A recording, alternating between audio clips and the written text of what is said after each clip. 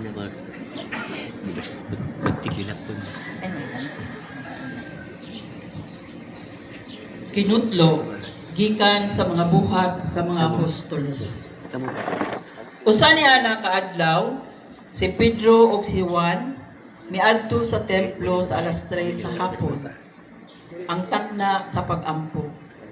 Sa ganghaan nga ginganlag matahong nga ganghaan, may usa ka tawo nga bakol sukad sa iyang pagkahimuso. Kada adlaw gihatod siya ngadto sa templo aron pagpakilimos. Sa pagkakita niya kang Pedro ug kang Juan nga nanulod sa templo, nagpalimos siya kanila.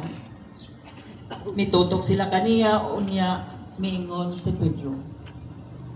Tanawa kami. Busa mitanaw ang bakol kanila ug nagpaabot nga hatagan siya limos. Ug si Pedro miingon, wala ako'y kwarta. Apan hatagan ko ikaw nining ania kanako. Sa ngalan ni Hesukristo nga Nazaretnon, lakaw. Unya, gigunita ni Pedro ang tuong kamot sa bakol o gitabangan siya sa pagpatindog. Diha-diha nalig-on ang tiil o buol-buol sa bakol.